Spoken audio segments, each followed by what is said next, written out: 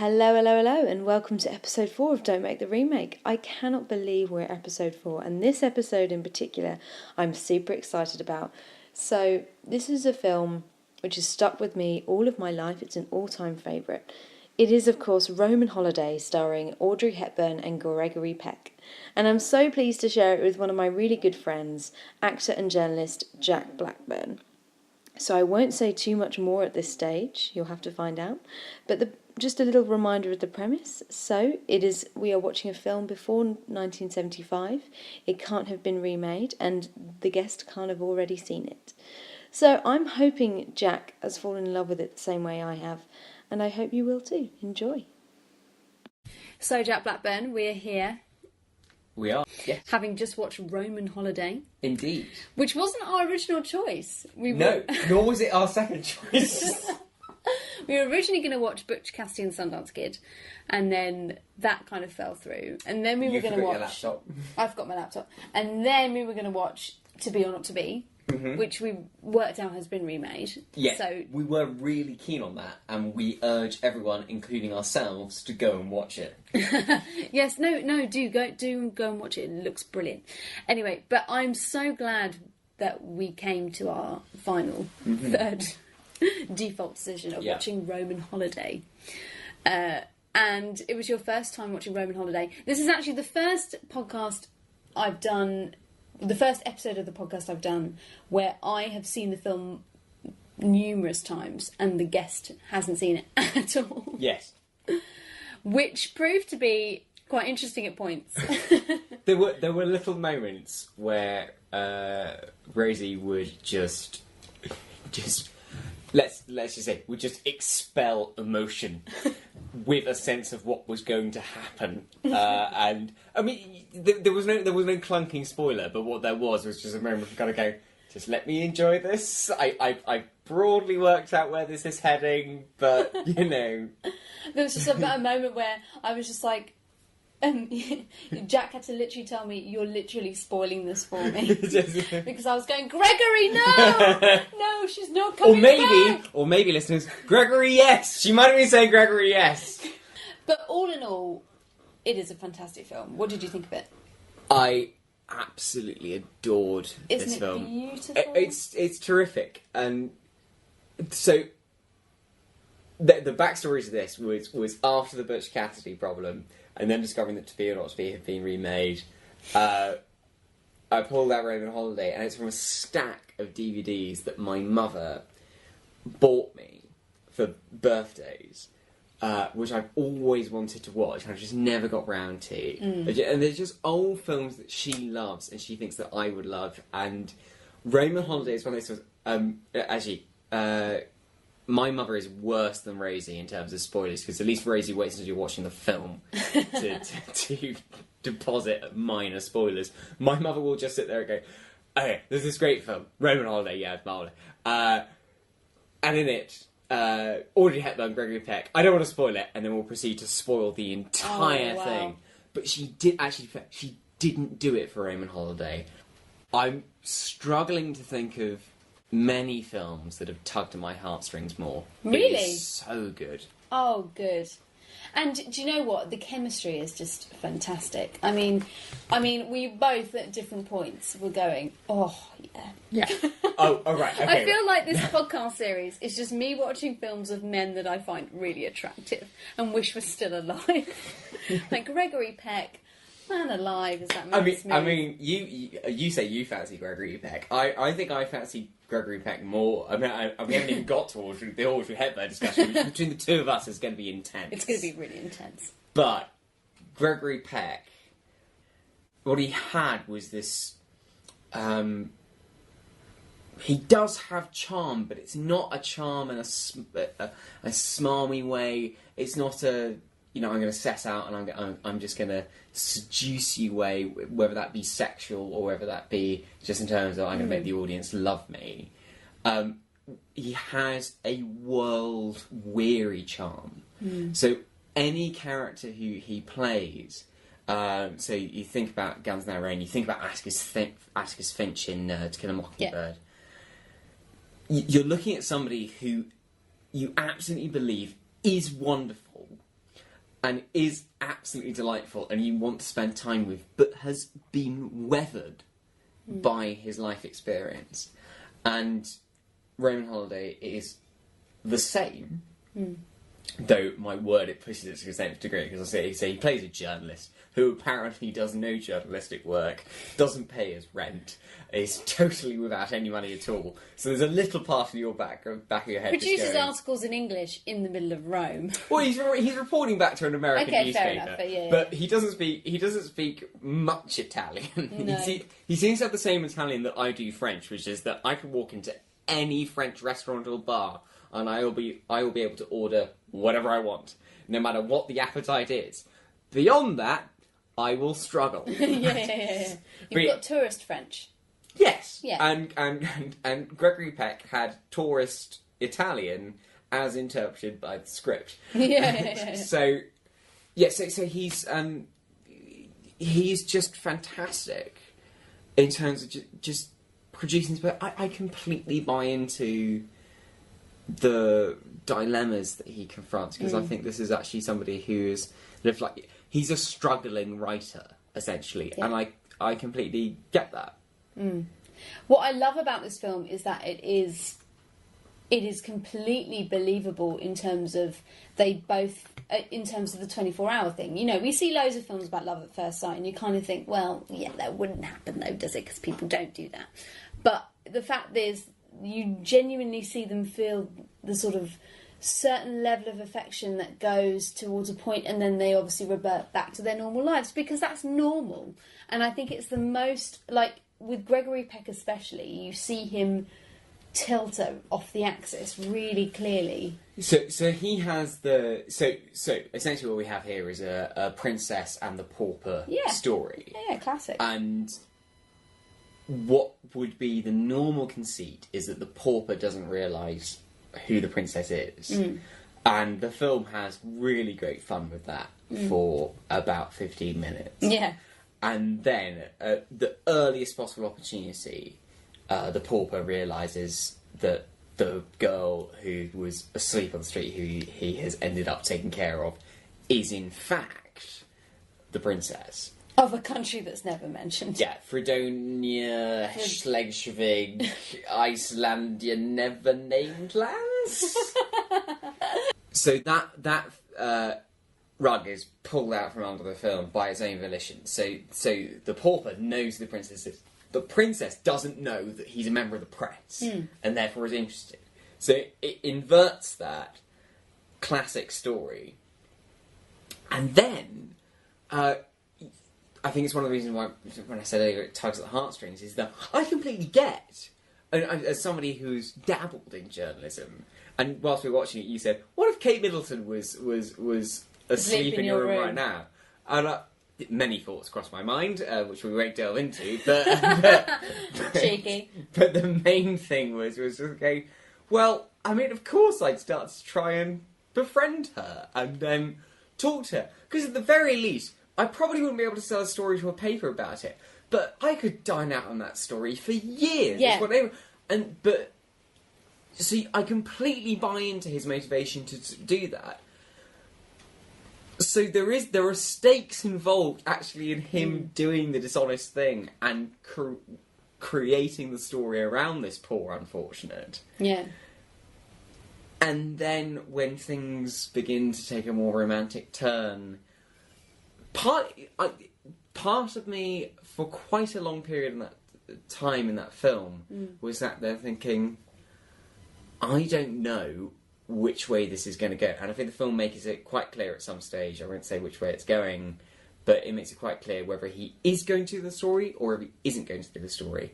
But I was at least held in suspense. Did you really think he was going to sell the story? I thought he might do for quite a long period of time. My instinct was that he wouldn't, but I felt the film was playing it so well, then I started going, they might actually go down the route that the story gets out in some way. Oh, yeah. And that he might be a part of And then he gets blamed for it, and she goes, why? Yeah. Yeah, but I would say that, I can remember saying to you, this is not a film that at any point I thought would turn out well. Yeah. And that's to its credit, because at no stage did I think it was playing false emotional stakes. Yeah, no, fair. Because if it had been, we would have been watching all of this and thinking, oh yes, all of this duplicity is done, and then it has to come to a head. But then they love each other, and it's great. That was never an option. It was always going to be a tricky path to whatever the ending is. Yeah, and it's beautiful, and it's beautifully done, beautifully crafted. Yes, in every level, the writing is exceptional. Should we talk about the writing? Yes, of course. Let's do it. The writing is done by Dalton Trumbo. Yeah. If anyone's seen the film Trumbo, again, another film I highly recommend people see. Again, I think it was released 2 years ago. Yeah. And I think massively underrated. Oh, I saw it. It's great. It's so entertaining and very informative. Bryan Cranston's terrific in it. But it tells the story of the man who wrote this film. And he was on the blacklist and served time as a communist sympathiser in the United States during the McCarthyist era. And when he comes out of prison, he writes Raymond Holiday, which he cannot put his name on. So he puts that script into the hands of a friend of his just to get it made, and it gets made, and he won an Oscar, except his friend won the Oscar. And he has, I don't know whether he's been subsequently posthumously awarded an Oscar for that. I think he might have been, actually. I think he has done, yeah. He did go on to win another Oscar under a pseudonym. He was on the credits when we saw it at the start. Yes, which we're fairly certain is a later edition, yeah. Because I don't think he was credited for another film until he wrote Spartacus.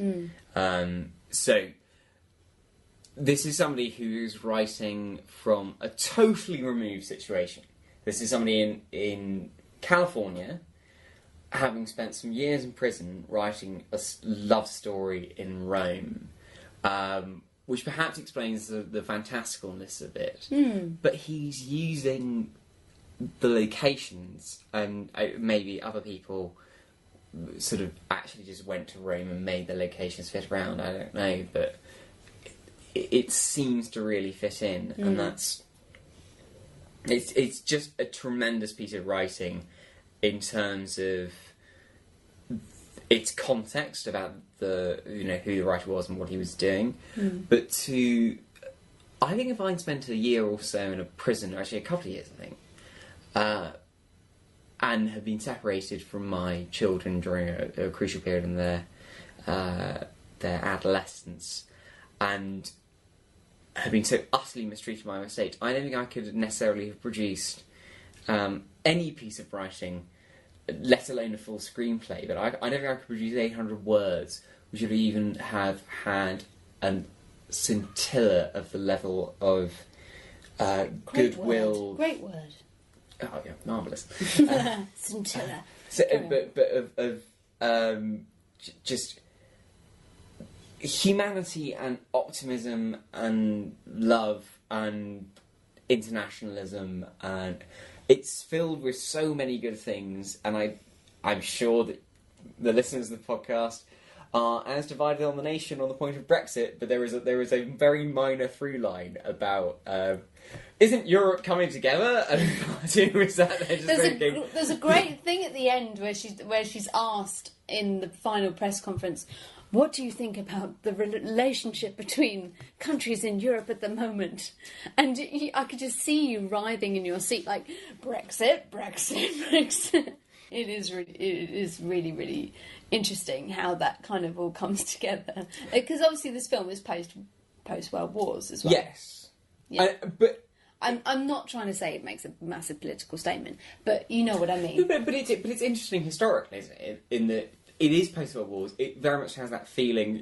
We joked about there is Princess so and so from the unnamed country, but she tours through Germany, Britain. The shots of Buckingham Palace, and clearly using stock reel footage from not many years earlier. And it is interesting, just as a snapshot, for, again, an American film, a very firmly American film, that has this look at Europe, which actually is generalised, yes, but sensitive to what Europe had gone through, and is talking, no matter how peripherally to the plot, about, oh, what are we going, what is Europe going to do in order to bring about peace and greater cooperation and harmony, and that is something which comes around again when we're watching it over half a century later. So I think it's just an example of it. You genuinely could write. This is a love story. It's a love story within a very traditional fairy tale context, which is quite clever with that. But it's sufficiently open-minded and sensitive so that actually it touches upon things which there's no way that the writers or directors had any idea that you or I or anyone else who watches it now would have those reactions. Whatever where they are, if you voted Leave or Remain, that thing will resonate in some way, shape or form. And it just makes it feel timeless, if it needed any more help in feeling that way. Yeah. I want to talk now a little bit about, obviously, one of the main characters in the film, which is the city of Rome. We found actually a lot in these episodes of the podcast, when we've been recording them, that actually what classic film seems to do really well, which I think sometimes is a bit lost nowadays, is a respect for location. You have the mountains of Austria and The Sound of Music, and we talked in an earlier episode about New York in How to Marry a Millionaire. Yeah, I just wanted to hear about your thoughts about that. Did it make you want to fall in love in Rome again? I mean, I wish I'd fallen in love in Rome the first time I was there. I've been there previously, and yes. I said to you, Jory, I was like, oh God, I want to go back there. It makes you want to go back, doesn't it? I said to you, this film makes me want to do to Rome what I've done to Paris, which is I feel like I have explored every little bit of touristy Paris that I would love to do, and then more besides. And this just I think you've got a relationship with Paris that I have with Rome. Yes. In the fact that I want to explore Paris much more, and you want to explore Rome much more, but we've both exhausted the vice versa. Yeah. Yeah, and your relationship with Rome was clear. I mean, you spoke whenever you spoke largely in Italian most of the way through the film, and I wasn't that distracting. Was I? I mean, would only have done the plot spoilers in Italian, then I'd have been fine. But as it was, Rome is a massive part of this film, but you could have done that film anywhere in one of the European great cities. What they do is that they take very key locations from Rome, and actually Rome is, they don't take the tentpole locations. I might be wrong here, but I think Roman Holiday predates La Dolce Vita. I'll have to look it up, but I think it does. So the Trevi Fountain doesn't carry the same cinematic weight as it would do. Yeah, fine. So it's used. I think it's using Rome because it's to go. Well, we've done bits about Paris. We've done bits about. If we do a bit about Berlin post-war, it's very complicated. But Rome, we haven't done Rome. Let's do Rome properly. And they go and do it. But what they do is they use the Trevi Fountain, which is gorgeous, but I don't think the Trevi Fountain is something that would necessarily be as famous back then. I'm willing to be correct on this, because I think cinema has done a lot to make it famous on an international level. Yeah, true. And the Spanish Steps, when I went to Rome, was on a school trip, and it was my mother said when I got back, "Did you go to the Spanish Steps? Roman holiday?" And that is, I think, a sign that actually Roman holiday did a massive amount for the city. So It still does. If you walk around Rome now, so Rome is quite famous for obviously its street sellers, so they're all around. They all still have. I've got a poster in my room which says Vacanza Romane, and it's got a picture of Audrey Hepburn and Gregory Peck riding the Vespa, and she's on the back. And if you go to the Spanish Steps now, if you fly over there now, you won't be able to have the joyful, blissful ice cream that Audrey Hepburn has. It's ram. It is ram-a-lammed with selfie sticks and just like memorabilia everywhere. And I think it does go back. It does go back to that film, and also it is a film which and the Dolce Vita as well. Yeah, but it is a film where you're right. So again, post-war, post-Mussolini, it's part of a rebirth of Italy.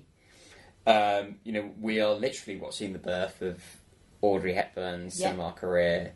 Which we'll come back to. There are so many elements which are sort of growing together, and here we are, 60 years later, and they seem very intertwined. I mean, it's worth noting that it also knows where it shouldn't go as a film, but yeah, Rome is very well served by this film.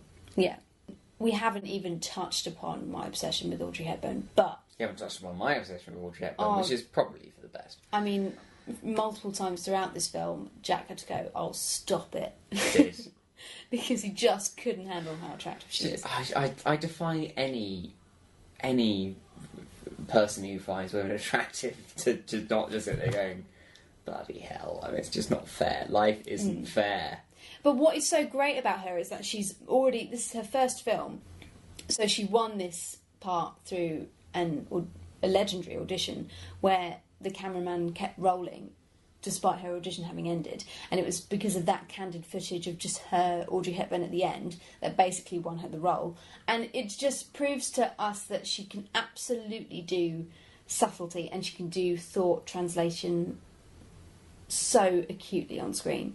And there's that point at the end where it's just him looking at her, and we're in this grand room in the middle of Italy, this beautiful room with beautiful architecture, surrounded by journalists, but the director makes sure that we are focused on just what they're looking at, and that combined with the sort of subtle, I know I want this but I can't, is just so beautiful. It is amazingly beautiful work from her. It's terrific. And from him.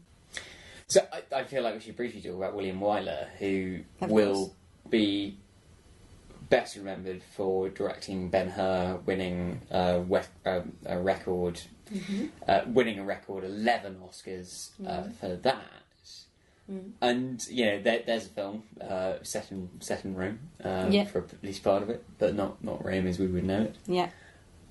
And this is just so completely different. There is none of that epic scale, the minutiae of creating a fantastic. The chariot sequence is one of the most adrenaline pumping sequences on film, even to this day. And yet here is somebody just with a perfect eye for realising where the audience is. Because I think the thing I was really struck by was the moments where I sat there going, there's so much going on in this scene, and a lot of that, again, Dalton Trumbo deserves a lot of credit for this. Yeah. So that you are always just sat there going, all of this is on top of me, and I know this, but there are he saves the little moments, like the little looks you're talking about. They're very rare, and they're just there to cap it all off. And you sit there going, I don't think my heart can take any much more of this. Oh yes it can, and that's it. A brilliant direction. Very subtle, not showy at all, but absolutely spot on. William Wyler's one of those directors that we really have to thank, because he had bloody balls. He really only someone like him would have the balls. This was the first American film to be shot entirely on location in Italy. It never ever been done before. Only he would have the balls to do that. And then he's the type of guy who had the balls to shoot a massive chariot race with thousands of extras. Like, it's that kind of sort of calibre that we all now respect and live up to, because you can do it. but it's just people who have the bravery to do it in the first place. And, you know, Rome is an intensely busy place. Even in that time, it's even busier now. And there is a scene where Gregory Peck is following Audrey Hepburn around Rome as she's kind of wandering through the streets herself. We don't know to this day whether those extras are just being told to walk in those certain directions, or whether he literally just planted her there and that they're just members of the general public. We don't know, but it looks entirely real. It looks entirely like he's just sort of plonked her there and gone, go! Yeah. And it just captures the life of the city so much, and it's because he's completely trusting the audience to keep their focus, and that I really respect. You saw this film how many years ago? God, I think I first saw it with my grandparents, I think when I was about 13. Right. So we're looking at like, half your life away. Yeah. How often do you think about it? I mean, I see it every day. Let's take the poster out of the equation. Whenever I go to Rome, I think about it. Yeah. Whenever my family are in Rome, I think about it. Whenever I'm shopping for skirts, I think about it because of the amazing skirts that she wears. Yeah, it's one of those films that sticks with you, for sure. The 2 hours absolutely zinged by. Yeah. Without any problem Zinged at all. by. Indeed. Do you know what? I remember going for a curry. We went for a curry in Brick Lane, a few of us, from drama school. And we were heading back, and my friend Gabs, who's a proper Italian, he said to me, he was like, do you want to come on the back of the scooter? And we'll go back from Whitechapel to Kilburn. And I said yes. I thought about it. This is how this story ends out. I know Gabs, by the way. This is not me too. And I didn't really say anything for the whole journey, and it was just the most amazing, going through like Euston Road and going through King's Cross and all that way. And when we got back, he was like, "You didn't really say very much.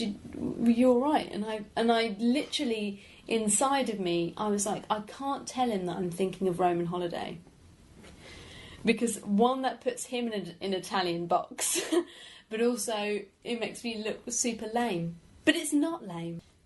And I got off thinking, God, I wish we were in Rome right now. It's a lovely story, and I don't mean to undercut it. Oh, you bastard. But that whole thing sounds like a massive euphemism. But that just goes to prove that you shouldn't be ashamed of your love for classic films like Roman Holiday. I mean, I agree with the conclusion. I don't see how quite you got there on that Vespa ride. Was there lots of going roundabouts the wrong way and He didn't. Yeah. I didn't get an ice cream and sit on the steps of St Paul's. Well, frankly, Gabs, you weren't trying hard enough, were you? You know, it wasn't as glam. Look, the point is, it transported me back to a film, which doesn't happen very often. It's true. It is true. So, you know me. You've known me for a long time, Jack Yes. Blackburn. Very, very long time. And one of the things I think you associate with me quite a lot is my love for Audrey Hepburn, which I'm unashamedly proud Just of. to be clear, not to be confused with my love for Audrey Hepburn as well, but yeah. It's a very different kind of love, Jack. It's a very Yes, it different kind of is. love. Do you know what? I got introduced to her at a young age by my grandparents, and I think my grandmother based her whole image on her in lots of ways. This, yeah. Oh God, the way she dressed, the way she sat. My grandmother, like, used to, when I close my eyes and I can hear her, like the way my grandmother talks, and it's just it. I don't know. It symbolises for me the sort of perfect mixture of being classy, powerful, and free-spirited. You know, we see a lot of these personalities in these films from the 50s and 60s for that matter. They come on and you can see that they're putting on a persona, you can see they're putting on a personality. But when I look at Audrey on screen, I just see how she is honestly feeling. And I see all of the pain, if you've ever read about Audrey Hepburn's life, it's fascinating. All of the pain and all of the joy she finds from that pain comes out when she performs. And, you know, she doesn't always do the best work. You know, she's not the best actress on screen, but she's so honest about what she believes in and what she feels. And that, for me, is why I love her so much. I love her in almost an unhealthy way. I've got about 10 pictures of her in my house. I've been banned by my flatmates for putting up pictures of her. I've got a big one in my room and I'm not allowed anymore. There's a meme which commonly goes around about her, which is, you know, we just remember her as beautiful. And I sort of think, if you think that we just remember Audrey Hepburn as beautiful when we share photographs of her, then you miss the point. Yes, she was absolutely stunning. And of course, that is part of her cinematic legacy. I think you'd have to be lacking a decent pulse not to pick on the fact that she is a beautiful human being, that human beings respond to that. Yeah. But the major thing which is brilliant about her is that she had such a wonderful sense of how to delight other human beings on every level. Completely. And she did it absolutely genuinely. Like, you know that's what she wants. Yeah. But not in a needy way. No. Actually, the depiction right at the beginning of the film about the sheer boredom of being a royal, the constant introductions, uncomfortable clothes, uncomfortable shoes, all of that. She does fantastically. She plays that scene really well, and it's very funny. It's really funny, but also very touching. So that when in the next scene, when she has a fairly major strop about this, which then kicks off the events of the film, you don't sit there thinking, "Oh, ludicrous." You know, she's got everything she wants. What's the problem? You do at least have an appreciation, kind of going, this looks like a pretty soulless existence. Yeah. And so she conveys that, whilst also entertaining you. You're not sat there going, oh, how dreadful. You're sat there going, this seems pretty dire, but I'm laughing as well. Yeah. Comedy and pathos as well. Yeah, and if you've not seen any of Audrey Hepburn's work before, this is probably a fantastic start. Not just because it's her first ever film, but also because you get that lovely mixture of her being completely measured and that sort of classy, ladylike stature, that ballet dancer in her as the princess in show. And then you just see her let go and she's asleep on the bed and Gregory Peck just rolls her off the bed and she just sort of flumps over. And that, for me, just shows how she just understood inner and outer character as well. Yeah. And it just gives all the sides to her, and it's amazing. Here's the big question. So, do you think this film should be remade?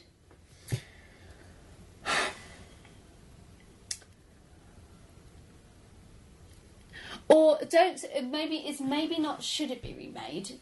Could it be remade? No, it shouldn't be remade. There are a number of reasons why. So a lot of the basis of the plot is based around the fact that you would not immediately recognise a very famous person.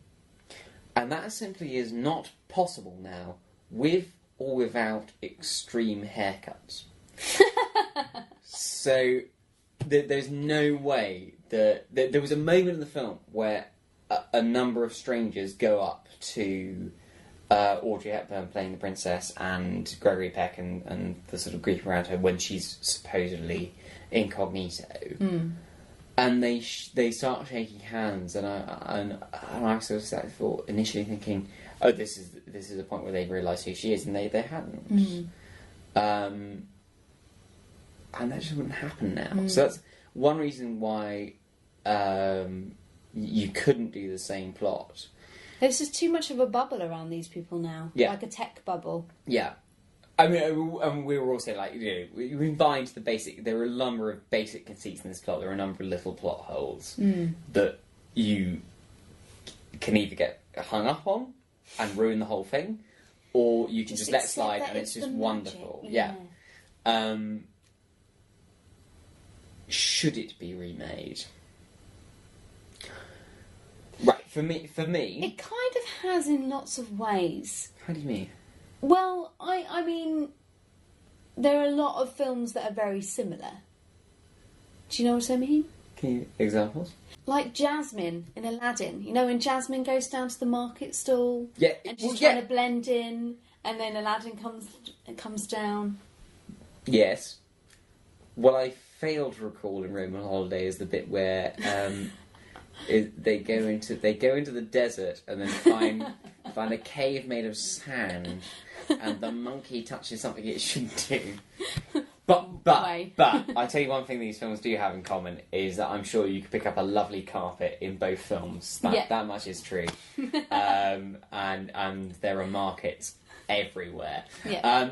But You heard it here first, folks.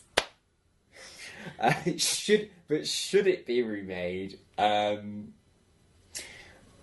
say the modern film this film reminded me of most, and I don't say this because I think there is a clear comparison to be made. These two films go hand in hand, but it did remind me of La La Land in one particular respect. I don't know why, but I knew you were going to say that. Of course. Because I love La La Land, and everyone seems to be comparing everything to La La Land right now. Well, any romance with two people who, spoiler alert, if you do not wish to know what happens in Roman Holiday or La La Land, skip ahead 15 seconds. Neither couple ends up together. Okay, right. So, the comparison for me is that they are... La La Land and Roman Holiday are two films where you have couples who are star-crossed. Yeah. And the audience buys into them completely, but knows in its heart of hearts that it will cost these characters a lot to be together. You cannot do a sequel to La La Land because the resolution of that relationship is perfect. Yeah. And to add to it, to carry on, undoubtedly the story goes on, but to add to it just completely removes the power from the story. And it removes the point. Yeah. Nobody has mercifully done a sequel to Roman Holiday, but to remake Roman Holiday, why would you do it? What could it possibly add? What does it? The one thing I said to you during the filming watching the film was that the only change I would like to see, and I wouldn't like to see it in the film, was that there were certain shots where I thought I'd love to see that in colour. If it's in colour, you can just engage with it on that just little extra level, because you don't have to colour it in with your mind. You can just see it and you're there, just for a split second. Yeah. And it's a film which absolutely merits that sense of wanting to be there, wanting to witness it, wanting to be part of it. Yeah. And that's not to say it doesn't survive the passage of time. It totally does. But it also encourages me to want to be closer to it. Well, I think that leads us quite nicely on to the next part of our episode, which is our top 3 IMDb trivia facts about Roman Holiday. And so the first one I'm going to mention is something that you mentioned quite strongly. So this film was deliberately shot in black and white. They had the choice, and they deliberately chose to shoot in black and white. Sorry, because they didn't want Rome to overshadow the film. Yep. Because they knew that it would completely take over. Just the beauty of it. Yeah, would take I over. completely see that. And if that decision, I would entirely back. The desire to see individual frames in colour does not get over the fact that, first off, it's beautiful in black and white. The very last scene, there's a moment where you and I had a joke about Gregory Peck walking, and I basically figure, I will stroll away, but I will make sure I'm beautifully lit. And it is beautifully shot. Oh, it's so extraordinary. amazing. So, our next trivia fact was that actually both Gregory Peck and Audrey Hepburn met their future spouses on the set of this film. Really? They didn't marry each other, no, but they did meet their future husband and wives. That's fantastic. And, yeah, how beautiful. It's a good thing that Gregory Peck didn't meet his future spouse on the set of To Kill a Mockingbird, because that would have been awkward. Tricky. Yeah. Yeah. Audrey Hepburn, no comment. But it just proves that when in Rome, hey, I had to get that in somewhere. What? When in Rome, people automatically meet their future spouse? Is this what you're telling me? Because the phrase is, when in Rome, do as the Romans do, and is that what the Romans do? They just Fall say in first love, first Jack. person is, oh right, okay. Fall in love. Okay. God. No, thank you. So our final trivia fact is the third and final one. So at the beginning of the film, in the sort of embassy scene where the Princess Anya is meeting all of the ambassadors and aristocrats, they were all played by real Italian aristocrats of the time. They were invited onto the set. They were offered a salary, but they donated it all to charity. Good. And one gentleman in particular, because they had to sort of say a line to Audrey Hepburn as they passed, and she would sort of greet them, etc., etc. It was never going to be heard or registered on film. And one gentleman said in Italian, "I want to absolutely die on this ship." Translated into English. Wait a minute, mate. This isn't the set of Titanic. You're about 40 years too early. I just love that. I absolutely want to die on the ship. And she just goes, "Grazie mille." So that was delightful. Thank you, Jack Blackburn, for having me. And thank you for having us on this episode of Don't Make the Remake with Roman Holiday. Indeed. Thank you very much for listening. And we'll see you very soon. So it's official. Roman Holiday is one of Jack Blackburn's new favourite films. Thank you for joining us for Don't Make the Remake. Next time it will be our Christmas special, and we have a double whammy special guest as well. We'll be watching It's a Wonderful Life, that old classic, with Sally Ann Badger and Tom Bradley. See you then.